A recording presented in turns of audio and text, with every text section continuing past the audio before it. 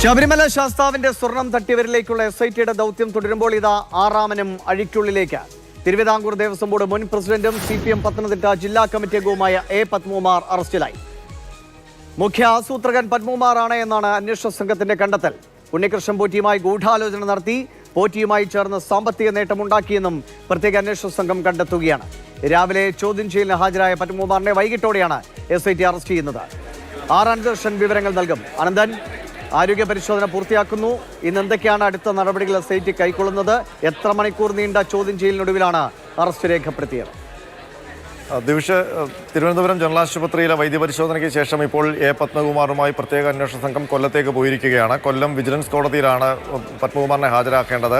കോടതി സമയം കഴിഞ്ഞതിനാൽ ഒരുപക്ഷെ മജിസ്ട്രേറ്റിൻ്റെ വീട്ടിലായിരിക്കും ഹാജരാക്കുക. കസ്റ്റഡി അപേക്ഷ നൽകുന്നില്ല. ഇന്ന് ജുഡീഷ്യൽ കസ്റ്റഡിയിലേക്ക് വിടും. അതിന് കൊട്ടാരക്കര സബ് ജയിലിലേക്കാണോ അതല്ല തിരുവനന്തപുരം സ്പെഷ്യൽ സബ് ജയിലിലേക്കാണോ എന്നുള്ള കാര്യത്തിൽ വ്യക്തതയില്ല. അത് കോടതിയാണ് തീരുമാനിക്കേണ്ടത്. നേരത്തെ കൊട്ടാരക്കര സബ് ജയിലിലുണ്ടായിരുന്ന N. വാസുവിനെ അല്പസമയം മുമ്പ് കോടതിയിൽ ഹാജരാക്കിയപ്പോൾ തിരുവനന്തപുരം സബ് ജയിലിലേക്ക് സ്പെഷ്യൽ സബ് ജയിലിലേക്കാണ് റിമാൻഡ് ചെയ്തിരിക്കുന്നത്. ഏതായാലും A. പത്മകുമാറിൻ്റെ അറസ്റ്റ് ശബരിമല സ്വർണ്ണക്കൊള്ള കേസുമായി ബന്ധപ്പെട്ട ഏറ്റവും സുപ്രധാനമായ അറസ്റ്റാണ്.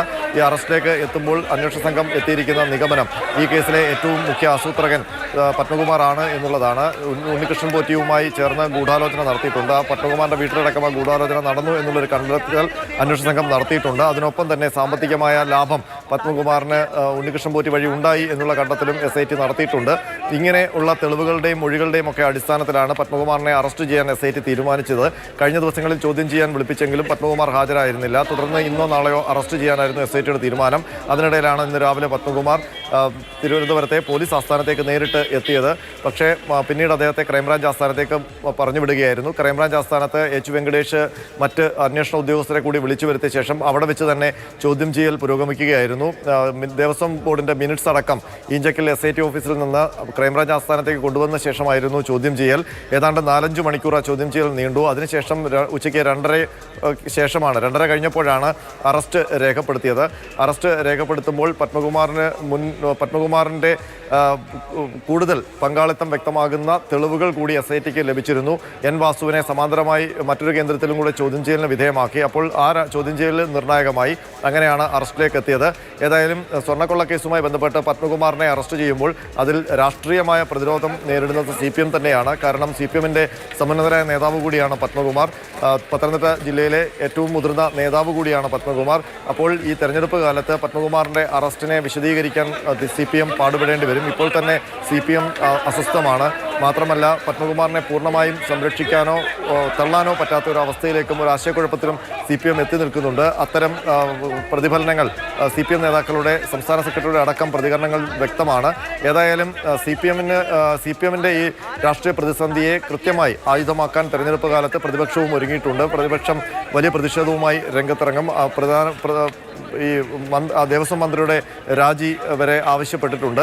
ഏതായാലും ഇനിയുള്ള ദിവസങ്ങളിൽ പത്മകുമാറിൻ്റെ അറസ്റ്റ് തന്നെയാകും കേരളത്തിലെ ചർച്ചാ വിഷയം. അതിനൊപ്പം തന്നെ അയ്യപ്പ ഭക്തരെ സംബന്ധിച്ചും കേരളത്തിലെ ഹിന്ദു വിശ്വാസികളെ സംബന്ധിച്ചും വലിയ അങ്കലാപ്പുണ്ടാക്കിയിരിക്കുന്നത് ഈ ക്ഷേത്രങ്ങളുടെ സംരക്ഷണത്തിന് ചുമതല വഹിക്കുന്ന ദേവസ്വം ബോർഡിൻ്റെ തലപ്പത്തിരിക്കുന്ന ദേവസ്വം ബോർഡ് പ്രസിഡന്റ് തന്നെ ശബരിമല പോലെയുള്ള പ്രധാനപ്പെട്ട ആരാധനാലയത്തിലെ സ്വർണ്ണ കവർച്ചയ്ക്ക് കൂട്ടുനിന്നു എന്നുള്ളതാണ്. അത് അവരെ സംബന്ധിച്ച് ഞെട്ടിപ്പിക്കുന്നതാണ്, ആശങ്കയുളവാക്കുന്നതാണ്.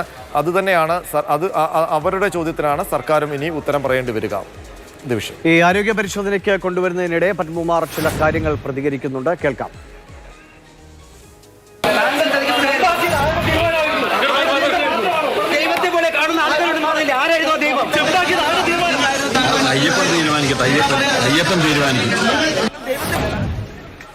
അയ്യപ്പൻ തീരുമാനിക്കട്ടെ എന്ന് ഇപ്പോൾ പറഞ്ഞ പത്മകുമാർ നേരത്തെ ഈ വിഷയത്തിൽ നൽകിയിട്ടുള്ള പ്രതികരണങ്ങൾ കൂടി ഒന്ന് കേൾക്കണം. ശബരിമല സ്വർണ്ണക്കൊള്ളയിൽ പങ്കില്ല എന്ന് തന്നെയായിരുന്നു പത്മകുമാറിന്റെ വാദങ്ങൾ. പക്ഷേ SITയുടെ കണ്ടെത്തൽ അങ്ങനെയല്ല.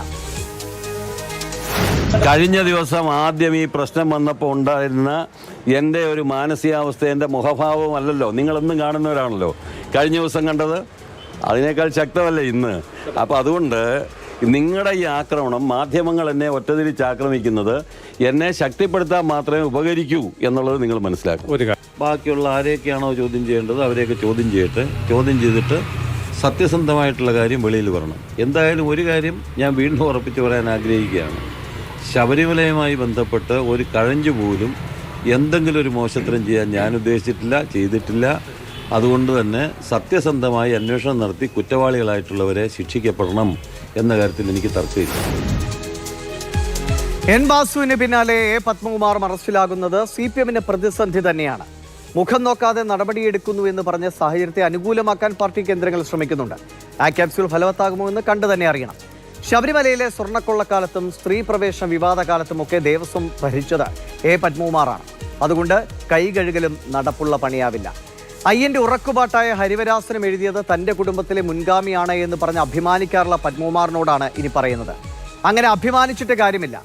അയ്യപ്പനെ അറിയണം, തത്വമസിയുടെ പൊരുൾ അറിയണം, സത്യം തന്നെയാണ് ഈശ്വരൻ എന്ന തിരിച്ചറിവുണ്ടാവുകയും വേണം. വിശ്വാസിയും അവിശ്വാസിയുമാകട്ടെ, ജീവിതത്തിൽ പുലർത്തേണ്ടത് ഒരേ സത്യം തന്നെയാണ്.